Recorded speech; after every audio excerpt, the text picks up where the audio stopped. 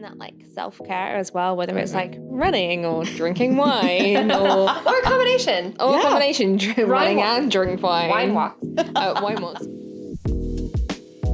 Coming up on this episode of Raise. The aftermath of a restructure is also a really difficult thing. I'd say, very importantly, you have to have a support network around you. We became such a good unit as us kind of heads of within our directorate and really supported each other that we still need to deliver, and we're possibly delivering more. And it's how do you manage that?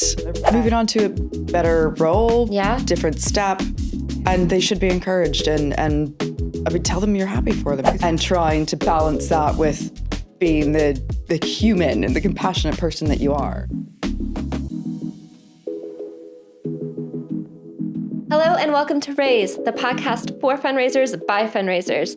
This is the podcast where we get to have all sorts of crunchy conversations where we are talking about all of the things that nobody's ever really told you, but you're somehow expected to know, especially as you are developing your fundraising career, becoming a fundraising leader. The concept is that we are sitting around the pub, enjoying a drink of any description, and just getting to pick the brains of people who know way more than we do. And so I'm Christine. I'm your host today. And I'm Sean, and we are joined by Ash. Hello. Welcome to the podcast. Why, thank you. Thanks for having me. Would you like to introduce yourself? I will, yeah. So I'm Ash Hickman. I am currently interim head of individual giving, legacy, and public fundraising at Bernardo's. I'm on my second contract role. It was something I thought I'd try out, contracting, but the first contract role I got went permanent. Those things they happen. I know, they happen.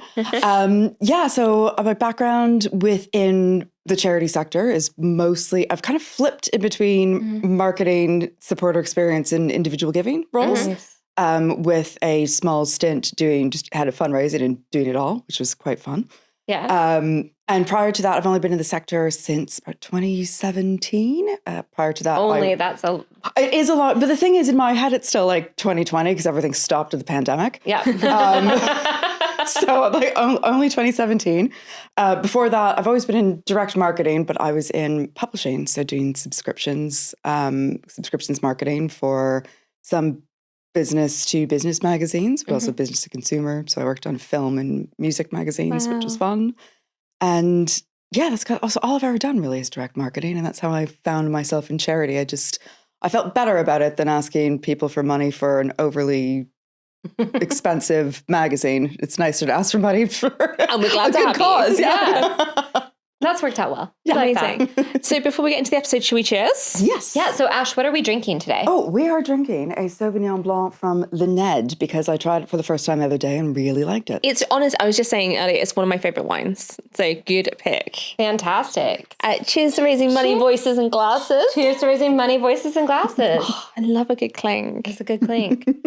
Yeah, it's good. It's good. It's lovely. Before we get into this, I was saying earlier, I did my first internship. Well, my only internship, but I did my first internship at Bernardo. So it feels like really going way back when. Yeah. I was like 20, and I turned 21 when I was there. So 2011. Oh, wow.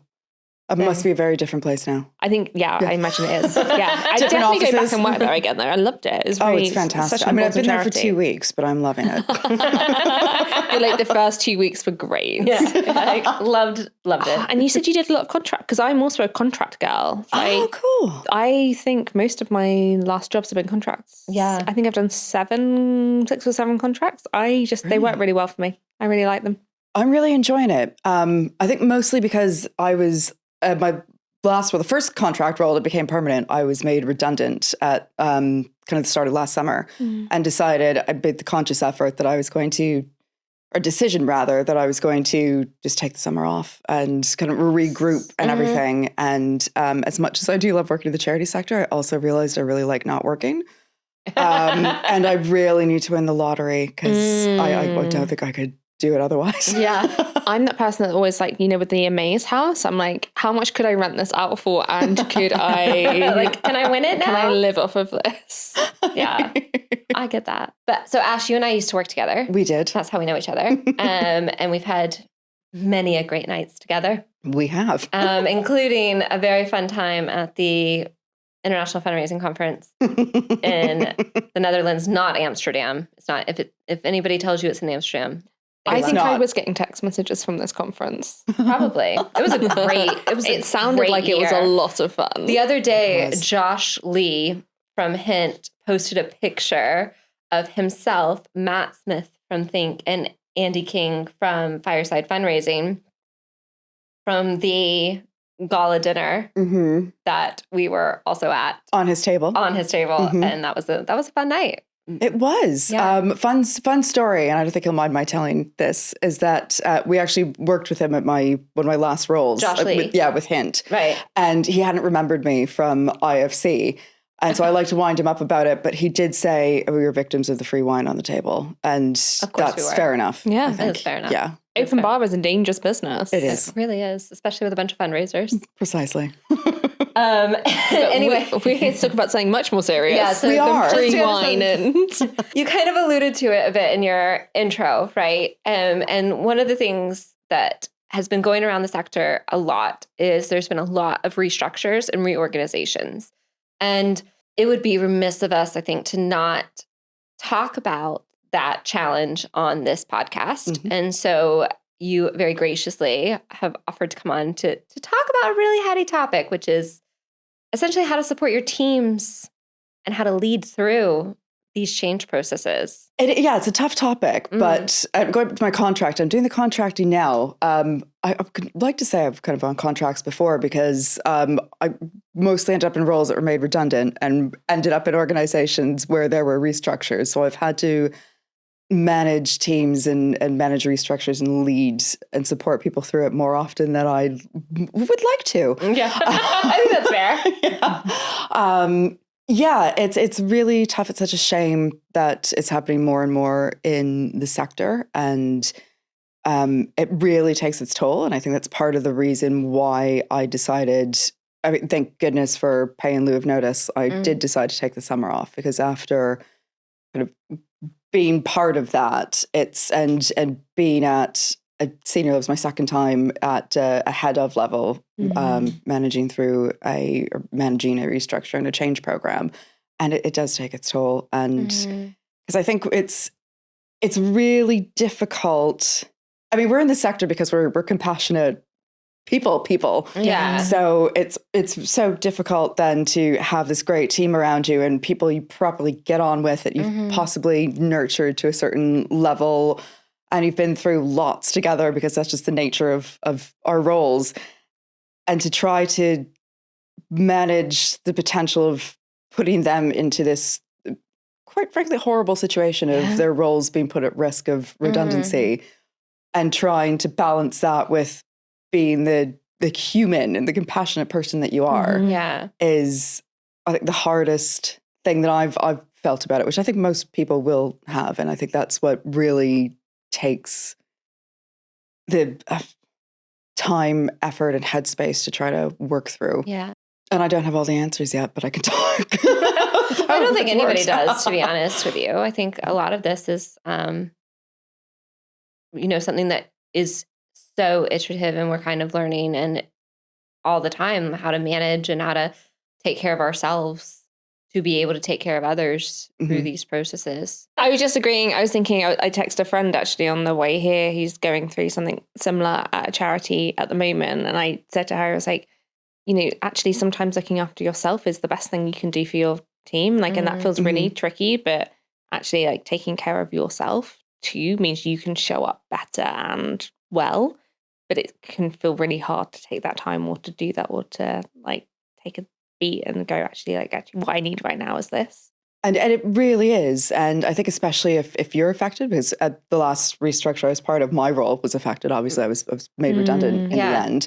And actually it's this second role I've been in as a head of, where also my role was at risk. But I think the one thing is we need to remember as leaders is, we chose, well, most of us, I think, chose to be leaders. And with that comes this duty to be present and support your team no matter what happens. And some of that is, you have to be able to put your own emotions, even with what you're going through in terms of if you're at risk, put that aside and find, we would hope that the organization that you're working for, where this is happening, has the systems and tools in place to support you with that. Sadly, I've found in some instances where they just haven't. So you just need to find your own tools. And I think that's one of the hardest. And there's, going back to the element of emotion, you have to take that emotion out of it. I know it's hard because we're all human and these are people's livelihoods. But you can't make it about yourself. It's just very selfish, and everyone is thinking obviously about themselves in a situation like that, and how they're going to pay rent, mortgages, feed animals, children, groceries, bills, everything. But you can't be portraying that yourself because people are looking to you for guidance. And I'd say, very importantly, you have to have a support network around you. And I know most of us do, and it's great. I absolutely do, but I think it's also very useful to have those support people who are in the sector. Because I spoke to quite a few friends when I was going through it, and outside of the sector didn't quite. Nobody gets it. They don't get it. But that, or I kept getting the remarks like, not another charity you're being made redundant from. I was like, thanks guys, that's really supportive. That's not what I need to hear. Like that's, I think that this is it, right? Though, because when you become, going back to something you said at the very beginning of that, was when you become a leader, you take on essentially a level of responsibility, right? Like that you're going to kind of lead your team. Now, whether they like you or not is kind of, they don't have to like you, but you need to lead them as clearly as possible, often through a lot of ambiguity. And that is really, really, really tricky. And you need to, there's an element of how you portray yourself. And then there's an element of like behind the scenes, who are you going to? And it kind of goes back to our very first episode, which is about mentors, coaches, and like your network, right? And it's like being able to lean into that. And I think that's something like as a leader, you start to mature into. Oh, absolutely. And I think you're right. Like when you're going through it, like the first time, having a mentor or people you go through it with, like when we were working together the first time that I went through it, and as a leader, and we were all in a tough time. It was in the height of lockdown. But what I think properly got me through that was that despite the fact that we were completely isolated and couldn't see each other, we became such a good unit as us kind of heads of within our directorate, and really supported each other through what we had to support our teams through. Which I felt like was incredibly helpful, especially in the absence of if you don't have that one person you see as a mentor or an actual mentor, or you're new to the industry or the sector even, and you don't have that network of people you can go to outside of your organization. It's being able to actually lean on your peers and support each other is so crucial. I think we called it in one of our social posts a few weeks ago, your cluster dump friend. Like that, but like that, or your cluster dump colleague, but like that person you can just be like, this is everything that I'm feeling right now, please listen. Because again, it's not to make it about yourself. I completely and utterly agree, but my gosh, it can be lonely. Like it can be really, really lonely. And so like having that person you can speak to, I think is like absolutely essential. Oh, absolutely. Because it's a shame. And what you were saying, Christine, is like whether your team like you or not, it's still like whether you had a hand in the decisions that are being made that you now need to make happen and deliver on, you're still going to be seen as the bad guy a little bit. And that's, if you have people that you've actually properly get on with and stuff, that can be also quite hurtful. And I think that's why you need to have those tools and the people to be able to really just kind of separate it, put up those boundaries, and end of the day, laptop done. Try not to think about it, easier said than done. But even if you're going to think about it, have someone you can talk to about it who understands. And that like self-care as well, whether it's like running or drinking wine or a combination. Or a combination, running and drink wine. Wine walks. Wine walks. But like whatever that looks like to you, like finding something that, gives you that kind of, like you said, calm down, that ability to switch off just feels really essential. I've always told other like peers of mine who've had to go through this as well, is to find that one thing that you just really love doing. Like I know, some people genuinely love running. I know you guys are both runners. Not. I mean, we run. I wouldn't call us runners. I wouldn't call us runners. Also, I'm like a solid 5K girl. Absolutely. Anything more is unacceptable. I absolutely despise it when I'm doing it. But I like walking. I'm a big walker. Yeah. Enjoy that. I like playing The Sims. Well, I do love that too. But I think that was, I'm just like, have something you do that you really, really love doing. And And I know that's, like, I said that to myself during the last restructure that I led the team through. And it's something that I just ended up kind of expanding on when I was off in the summer. I needed to regroup and kind of heal myself after what happened. Yeah, I think that's fair. There was a lot of walking, but there was also, I mean, the self-care thing. And it even like now, if I have a particularly, I don't know, stressful day, I'm like, right, end of day, literally going to do it. It sounds ridiculous, but I'm going to have a bath. I'm going to put some Epsom salts in it. I'm going to throw some like dried flower petals and stuff in there. And I'm just going to sit and have a cup of tea in the bath. Literally just. And put on some crystal sound bowls on a meditation app. Oh my gosh. Love it. Yeah. It sounds ridiculous when you say it out loud. No, it doesn't sound ridiculous. No, I was going to say, it's just making me laugh. So my friend Lucy has this thing about me. So I really don't like baths. I think there's something about wallowing in your own dirt that just absolutely disgusts me on like, not that I think I'm like a dirty person, but I can't cope with the idea of having a bath. Like it just doesn't work for me. But what I do have is a hot tub in my garden, which I absolutely love. And every time she's like, I just don't get it. She's like, what is the difference between a bath and a hot tub? She's like, it's exactly the same. There's no soap? I'm like, one's got chlorine in it. Yeah. But like, and I do get her point. But yeah, we have a hot tub for the same reason of like, I put my phone away. There's like, I don't take anything out with me. And it's just like, I can just like sit and chill and like have a peppermint tea and sit in the hot tub and look at the stars and just be like very happy outside. When Ash and I used to work together and going through a restructuring process, I think we had just gotten to the other side of the restructuring process, but it was still like quite a tough time because there's the aftermath of a restructuring process, right? And that is really tricky. And Ash very kindly sent me like a lavender bath set. Oh, so I could take baths. It was like so sweet. You're both disgusting. You just wallow in your own dirt. That's my biggest takeaway. But you can wallow in your own dirt with lavender. Yeah, that's true. Relaxing. It was really nice. I think there's an old picture on my Instagram grid, if you go back far enough, of like my feet in the bathtub. Of which the bubbles are the lavender ones from the bath set. Well, saying something about us, you also very kindly sent me a gift, and it was martini glasses. And those appear in lots of photos on my Instagram feed. Oh my God. I did, yes. Okay, so rule 1, you send your colleagues gifts and you take photos of them for Instagram.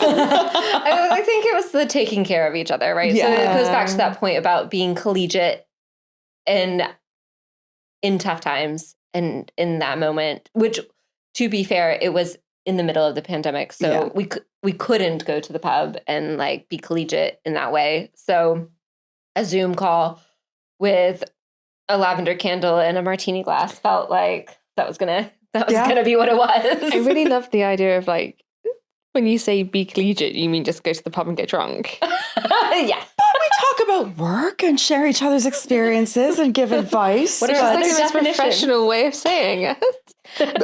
Yeah. So we've talked a little bit about kind of like looking after yourself, looking after one another, but what does looking after your team through change look like? Like, what are kind of some of the takeaways that you might need to think about? I mean, I tried to be, well, it was actually, so words are coming. I know. I tried to always be very available. I think that's the number one thing. I will not have the answers, especially if you are going through it as well and your role's at risk. You don't know everything that's happening. The reason I laughed is because I did in that last restructure I went through, I had a trip booked back home to Canada. So I left in the middle of it. But the team I said I would be available and did get the odd message because I wanted to be able to be supportive. Right. And you don't want to completely abandon people in that position. But I think it's being available, but also just being so honest. Like I'm pretty open, honest, open book. Like what you see is what you get. But I wanted to keep lines of communication open. And if someone asked me if I'd heard anything, I was like, well, okay, I'm afraid I haven't. I'll inquire. I'll find out. But I know as much as you. What can we do about it? How? And I think also just asking people sort of what do they need? What do they need support with? And some of it sometimes was so practical. Like I had some members of the team ask me if I could read over the counter proposal. Yeah. Like, of course. Yeah. Others who were like, do you have a minute where I can just phone up and scream? I'm like, absolutely. Yeah. Like, make this happen for you. I think it's being there for them, being where they are and knowing, asking what they need because you can't assume and everyone's different. And just being open, honest, present, and doing whatever you can, with obviously within that certain boundary of, I mean, if someone does want to call you up and scream because they're frustrated, don't share your frustration too, because you are too. But because it's most importantly, as I said, it's not about you because they're looking to you for guidance as their leader. So don't bring what you are feeling into it unless it's within the correct framing of, I mean, I was frustrated with what they were going through and I shared that. Yeah. But there's a difference between being being friendly and being a leader. Absolutely. And there are certain colleagues often at like the same level as you where you can be more friendly about what is going on and what's hitting the fan. And then I'm with somebody who needs me to kind of be above that a little bit. I can share in the frustration without losing my professionalism. Absolutely. And I've seen it, I think, because it's another thing, going back to what you were saying at the very top of this, Christine, is that we get to this point where we're like, somehow we get here and people expect us to know all this stuff. And we absolutely don't. No. But where I think what I've learned to be able to manage people through and lead people through, manage myself and then lead people through a change program is from what I've seen at the organizations when I've been through it, and I'm the one at risk or being managed by a leader and seeing what to do and what not to do. And I think it's where I learned very quickly boundaries are a good thing. I did have some person who managed me at one point and cried about how difficult it was to manage us through this. I was like, what? That's great. You're not affected. Why is this? Why are you crying? Also, it was your choice. You came up with this. And others who were just completely unavailable and just didn't want to know. And I was like, okay, somewhere absolutely right down the middle of that would be a good place to be. I was just going to say like the compassion and the empathy without putting the emotion on. Yeah. For the sake of it. I think I was going to say it's like, I think it's that idea, like we're formed by the managers that we really had bad interactions with sometimes. Like it's that you have such formative experiences with people and you're like, I really disliked it when that person did that. I'm never, ever going to do that again. Because as you were talking, I was thinking I had my very, very first restructure I ever went through, like pre-pandemic, I think it was like 2017, 2018, something like that. And I remember I was going on holiday, and so my line manager told me that this restructure was happening. So it kind of gave me a heads up because it was going to be announced while I was away. And obviously my team would then be asking me questions and I was on holiday, and like, so she gave me a heads up. And I just burst into tears. Like I was like so distraught that this was happening. It was the first time it ever happened to me. It was so scary. And also that idea of like you're going on holiday, you're about to spend a whole ton of money being on a holiday, right? And you're like, oh, and I don't know whether I'm coming back to a job. Yeah. And actually I did spend like the flight, like applying for other jobs. I actually like interviewed for some while we were in Singapore. We went to Singapore for a friend's wedding. But But I remember like being. You have a thing about applying and interviewing for jobs in hotel rooms. Yeah, I've done that like a lot. There's another episode. Sorry to derail the conversation, but there's another episode with Emily Petty where Sean interviewed with Emily Petty for a role, and there was James McAvoy. Yeah, like a massive like. I heard that. Yeah. I listened to that episode. But also when I first interviewed for Christine, I was at a conference in like your hotel. So yeah, like I didn't like interviewing at home apparently. Just well, I mean, it's worked for you though. Yeah, You found your niche. I got every single one of those jobs. But I was really distraught. I was really upset, and then she got really upset because I was really upset. And then she like left, and we'd gone to like a coffee shop, and like I'd stayed in the coffee shop and stuff. And then I kind of came back, and then like I remember seeing her just before we went into the office, and she was like on a diet, and she was like, "Oh, like this has made me have to go and buy all of these sweet things because I feel so awful now about this thing's happening." And I was like, Hang on. You've got a job. You just told me I don't have a job, and now you're having a go at me because you're breaking your diet. I was like, and it was like this such a formative like experience for me because it made I was like, oh my gosh, like at least you can afford the sweets, lady. but it was just like this real formative memory, and I do think you are like you are forged out of the bad experiences you have with line managers. Oh, 100%. There's so many like line managers that kind of see or you've had, and you're like, nope, going to have to do this differently. Absolutely, and find a way to do it differently. Yeah. But that in itself is quite nice in a way to be able, like, you could be, what it is you want to do based on such strong feelings about what not to be right. I think, and especially in situations like this, we've also all had those managers, apart from what you were just describing aside, but there are plenty of others who don't really have that compassion and aren't that in touch with many things and just never say the right things. That how are they going to? I've seen peers who haven't led a change program properly and have upset teams and whatnot, and it's What would you say to somebody who is a more junior member of staff? Let's say they're at an officer or a manager level, so not leading a restructure, in a restructure within their team, whether they're affected or not. Actually, let's say that they're affected, because I think it kind of leads to the scenario a little bit better. But like, let's say that they're affected. How's the best way for them to interact with their head of? Like, what would you kind of say to somebody that's like kind of going through it, like to get support? I think it'd be just to remember that they are still there. They are still your leader, and despite the situation, they do care about you. They care about your development and your well-being, especially. So, and that they might seem like the bad guy. I mean, there's the party line of, but it's always true. It's like, it's the best decision for the business. But I think it would be to do remember you can still lean on them.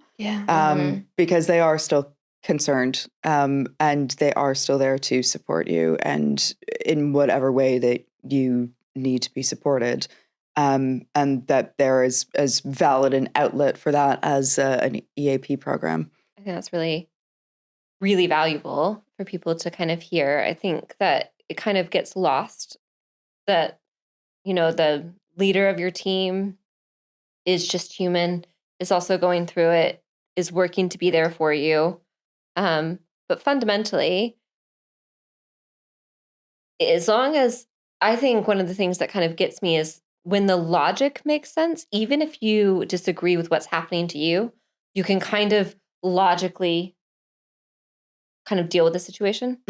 When it's like, when the logic isn't clear, that is a lot harder. Yeah, I know what you mean, and I think that is one thing that is important to do when speaking to your team, and because even we'll also have been in those situations where the decision isn't yours, the new structure has been proposed, you didn't have anything to deal with or to deal with, but you're the bearer of bad news, like the harbinger of doom, who needs to tell the story to the team and break the bad news, try to take them on the journey of the consultation.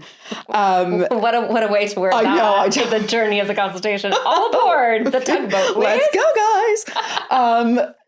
I think it's so we have to understand is like what the business decision was, but it's how you frame it to the team who, again, like they're not thinking about the business decision. They're thinking about paying rent, mortgages, and everything. Because it's not a personal decision, but it doesn't stop it feeling personal, and it doesn't stop the impact of it being personal. Exactly. So it's trying to, and I think that's where sometimes you can be a bit open and possibly, if it's the right thing to do and it's not terribly contentious, sort of voice your opinion on it and maybe your frustration and say, look, I'm sorry that this is happening.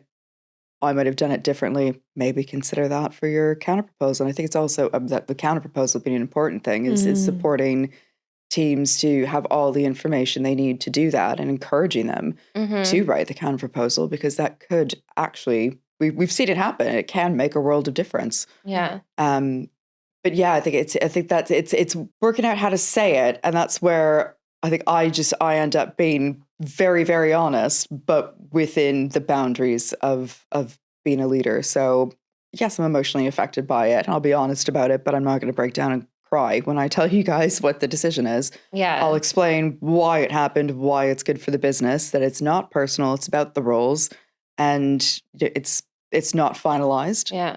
There are counter proposals. There's appeals. There's plenty of things that you can go down, and making sure that they have access to all that, and you're supporting them to build those cases. Yeah. I think what's interesting, I think that there's a lot interesting about what you just said, but one of the things that kind of stuck out for me is that you kept using the word business, because charities, at the end of the day, we are businesses. Like, charities are businesses.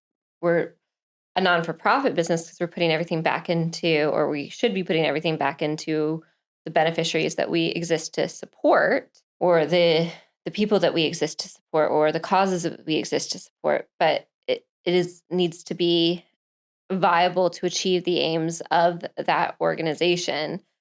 And to Sean's point and your point earlier, it's important, but sometimes that falls on, like, that doesn't matter because it feels so personal when it's happening. I think that's possibly why I'm automatically using the business as like the language, because it does. I mean, everyone thinks of businesses and corporates as so cold and money driven. It's like, well, that we are still, there's still a bottom line, and we are still being held accountable. And in fact, we're probably more accountable than a lot of actual corporate businesses out there. So you just need to remember that. And I think it's, for me, and having come from the corporate world, even though it was publishing, I mean, that's still corporate, but I'm not talking banking. It's I'm just remembering that that's how you remember it's not about people. I think it's not, this isn't personal, because there is always a bottom line, and what we need to do is for the business so we can support the people that we support. Yeah.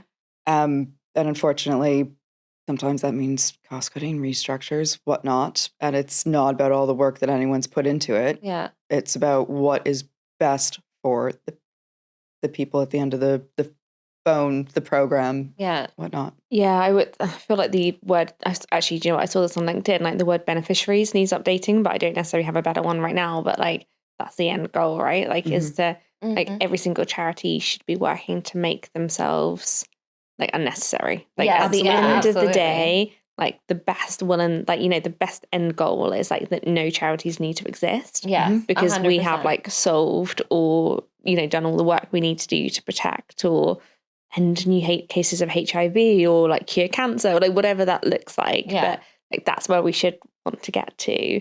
And so everything we should do should be striving towards that aim. But the impact of getting there is hard. It's really on so many levels. Yeah.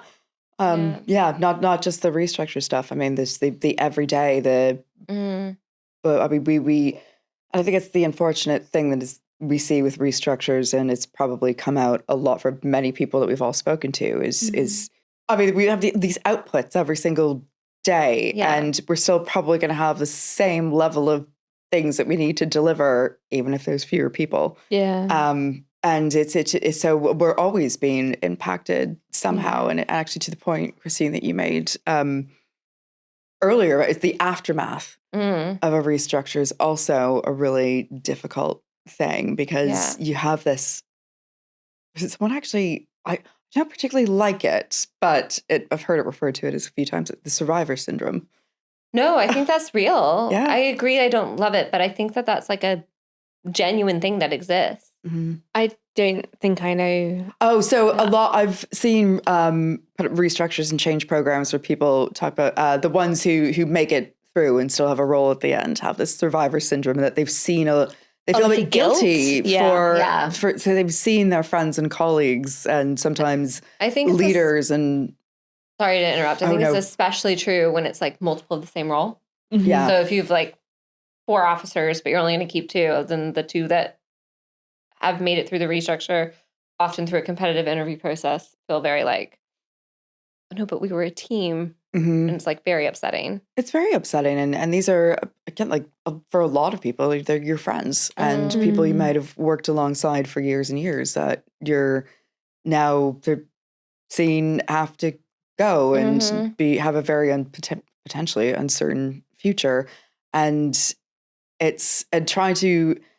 One thing that we haven't talked about, and it works on both sides of a restructure, and the lead up to it and the aftermath. I still like you called it aftermath. There's got to be a better word than aftermath. I don't know. The aftermath is how to lead the team to keep up the morale and keep up the delivery of everything, because we've probably all seen that the second you hear there's going to be a restructure, it's just that, like, down tools. No one, the morale just plummets, and not to mention that, I mean, not everyone will be downing tools, but lots of people will be putting all of their focus into those counter proposals, which they absolutely should, and then afterwards, because then you have the competitive process that you need to go to for the new the new roles internally, and then sometimes it might go external, and then people are still morale is incredibly low because they're seeing their friends and colleagues go, and that we still need to deliver, and we're possibly delivering more, and it's how do you manage that? And for me, I've still found that it's just trying to, again, it's going out and asking people what they need, and really understanding that sometimes they just need time, and understanding that it's okay to just step away if you need to at some point in the day. How do you balance that with what somebody more senior might be asking you to deliver? If somebody more junior than you, who you finished the restructure, you've kind of gotten through it, you're in the settling period. I think that's what I like that. It's actually called, is the settling period, not the aftermath. I've gotten out of the horror films. So you're in the settling period. You're kind of like, this is structure. You're recruiting, because even people that aren't affected tend to leave during restructures. So, you're in a recruitment process. You're going through everything. How do you manage the conversation with somebody who, like a director or an exec director who's a bit more senior, who's like, okay, but we need this output because we need this to happen. And the people who are working in your team still need that time. I think it's just managing expectations and having the conversations and kind of painting the picture in the way. It's like, well, it's, that's absolutely fine. And we're very much aware that we still need to do this. But you also, because obviously at our level, it's quite unlikely that our directors or executive directors are going to be affected in terms of their roles. And they're probably not the ones who are doing a lot of recruitment, whatnot. And I think it's just to sort of remind that it is tough for everyone. And we will absolutely get to it, but we need a bit more time. This isn't going to happen overnight. And there's also the element that we still need to deliver, but output is going to be just completely affected anyway. If you have roles, if you having to recruit for roles that you didn't have, and there's still fewer people doing the same amount of stuff, it's possibly even just reminding them we can do this, but it might not. If it's rushed, if we do it right now, we might not be done well. Or we might not be done well. We want it done well, we need to take the time. And you really do just remember what it's like to be in these shoes, because presumably you were at one point, and all of us were like who are affected. We're adults. We know what we're here to do, and we want to do it well. So we will do it. We just need to do it at a slower pace right now. Yeah. I also think there's something like, there's a real power if you've been through a process of being done to, the like consultations, change processes, they're like a lot, like things are happening to you, that a lot of it's outside of your control. That's really scary. And so then trying to like dial up the done with. So a lot of that like co-creation, a lot of that like, how do we all buy in? And it feels like it's a lot more work at the time, because it's a lot of like, what does everyone think? Like, how do I get everyone's views? Like, how do we all own this? Like, how do we all kind of co-create what the new world looks like? But in theory should be worth it in the long run, because it gives that, it doesn't just give the semblance of it, is actually giving that co-creation, that control, that ownership, that accountability, which is really important to move forward. But it takes time. It does. And I think people forget how long it takes. Yeah. That settling period. It can take ages. I think it's 18 months. Yeah. I'd say so. I always do find it a bit funny when someone sort of says, it's like, oh, it'll all be sorted in 6 months. It's like, no, it won't. Yeah. no, it won't. That's on paper, that makes you feel better. Yeah. Because it's happened within a year, right? Because they'll be like, oh, the anomaly, the blip, like it was low this year, it'll be low the next year, but by the next year, it'll be all fine. It's like, no, it won't. No. Also, because it probably takes like 6 months to recruit new roles and get people settled into new ones. Yeah, but I also think there's something around like, if you don't know whether your role is safe, or even if you do know your role is safe, and you have that inkling of like, oh, I need to start looking for jobs as a backup, then I think you're kind of half foot out the door anyway. Yeah, 100%. And so I do think you will just also naturally lose some people whose roles weren't impacted, or who did have a role in the new structure, but that they will decide actually this isn't, the new role isn't for them, or the new setup isn't for them, or actually, you know what, I started looking at this couple of other things that I feel like ready for the next stage of my career, and like they're not negative things, but that shockwave. It always happens. It always happens. Absolutely. Like you'll be at a point where you're like, okay, you need to design the restructure of the scene. This is the budget you have to work with, let's say. And you're like, okay. And you're like, oh, I've got somebody who's at this level, but I really want them to be at this level. So really, I'm going to have to make the role redundant, but I want them to apply for this other role. But you can't say that to them. Yeah. That's not legal. Right? So you're going through it and you're like, you can't convey this. But you're like, I really, like, please. And then inevitably they're like, yeah, but my role's being made redundant, so I'm going to leave. And I'm not going to do that thing. And you're like, that was not what was supposed to happen. But rightfully so, from a legal perspective, like, can't say there's a lot of reasons why the laws exist, and there are good reasons. But it is just one of those things where like good people will end up leaving that you have wanted to retain, but it just didn't work in terms of the timing or in terms of how you were able to communicate. And that's something as a leader you can never really explain. I was going to say, well, and there also as a leader, there's no way you could manage that. Like there's no, you can be as encouraging and supportive through the process as possible. But if someone has made that decision and they've put in that, started putting that effort to look elsewhere, they are just going to go. They are. You might be able to delay it, but it's not going to be for very long. But also encourage them, because for most of them, they're moving on to a better role, different step, and they should be encouraged. And I mean, tell them you're happy for them, because you should be. I was going to say, like, that's the first thing I ever do. If someone hands in their notice, 100%. like, congratulations. Congratulations. I'm really proud of you. Congratulations. Like, whatever happens, however, like, much in the back of your head, you're like, gosh, I'm going to recruit again. And even if you then go on to counter, but like, I do think in that moment that like, congratulations, I'm really proud of you. Like, this is so well deserved. Is like the most important thing you can say. 100%. It's so critical, because the way I look at it is every single person in any job they have, unless in very few circumstances is this not true, you're never in the last job you're going to have. Absolutely. And as we said at the very beginning in our very first episode, this podcast, this journey, everything we do is about development and like continuing to develop and continuing to learn.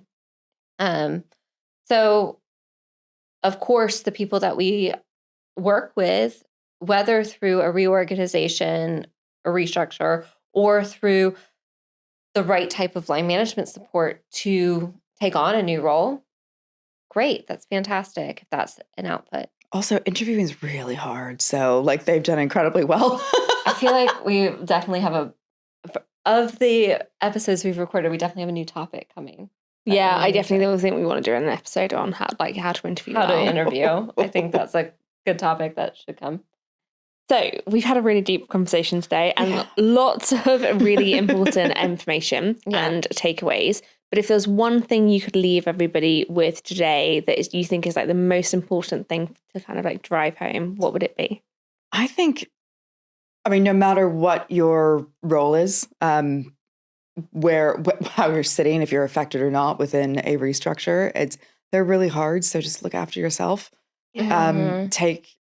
Take a minute, take a step back, do something that you enjoy doing. Yeah. Even if it's running. Really look after yourself because they're really hard things to have to go through. And especially as a leader, you need to be present. You need to be supporting that team, and you can't do it if you aren't looking after yourself and you're not up to it, if you're not being kind to yourself. So everyone look after yourself. And be kind to yourself. Be kind to yourself. Be kind to yourself. It's so important. Well, it's in really a world hard. where you can be anything, you should be kind. Oh, I do like that. It's not. I have a T-shirt. Oh. I bought it during the pandemic. Oh, okay. I thought you were like leaving us like a really deep thought. No. She's just reading off T-shirts. It is actually a deep thought, and I like it a lot. Thank you so much for joining us today for this really important conversation. Please do like, share, and subscribe. It helps us reach even more amazing fundraisers out in the sector. You can find us on Instagram at Raise Charity Pod and also on our website, which is thisisraise.co.uk. But for now, here's to raising money, voices, and glasses. Cheers. Cheers. Ooh. Good clinks. Good clinks. Good clinks.